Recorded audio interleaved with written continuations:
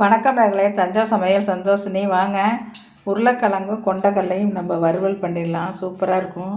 இந்த உருளைக்கிழங்கு இந்த கொண்டக்கல்லையை கொஞ்சம் லைட்டாக உப்பு போட்டு வேக வச்சிடணுங்க. அதோடய உருளைக்கிழங்கையும் போட்டு நல்லா வேக வச்சு எடுத்துக்கணும்.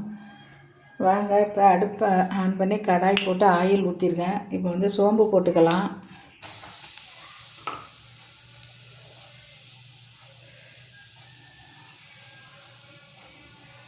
வெங்காயம் போட்டுடலாம்.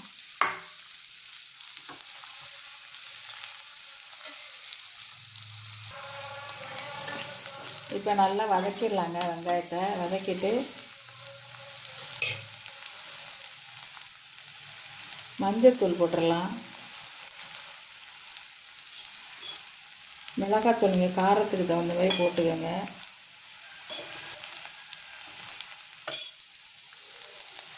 கரம் மசாலா ஒரு ஸ்பூனுங்க.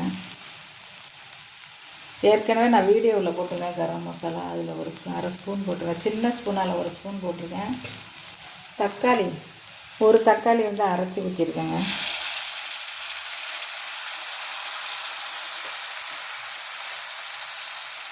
இப்போ நல்லா வதக்கிடணும்.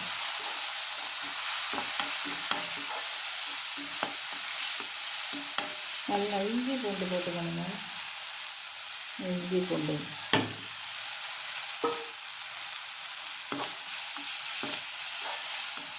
நல்லா பச்சை வாசனை நல்லா வதக்கணுங்க. இது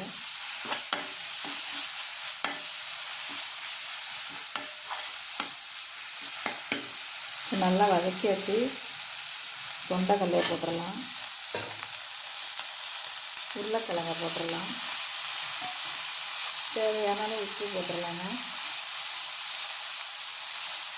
இப்போ கொண்டக்கல்லையில் வந்துட்டு உப்பு போட்டிருக்கோம், அதனால் கொஞ்சம் பார்த்துட்டு போட்டுக்கோங்க.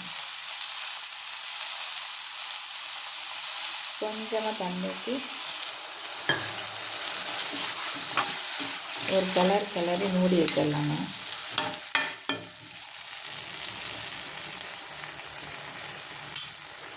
இப்போ நம்ம மூடி வச்சிடலாம் கொஞ்சம் வேகட்டும். இப்போ நம்ம கருவேப்பிலை போட்டுக்கலாங்க.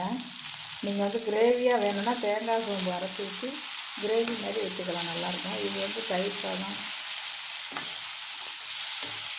எல்லாருக்கும் புளி சாதம் எல்லாத்தையும் வச்சுக்கலாங்க. சாம்பார் சாதம் இருக்குங்க, சூப்பராக இருக்கும். கொண்டக்கடலை உருளைக்கிழங்கு கிரேவி ரெடி ஆகிடுச்சுங்க. இதேமாதிரி நீங்களும் செஞ்சு பாருங்கள். இந்த வீடியோ பிடிச்சிருந்தால் லைக் பண்ணுங்கள், ஷேர் பண்ணுங்கள், சப்ஸ்கிரைப் பண்ணுங்கள். வாழ்க வளமுடன்.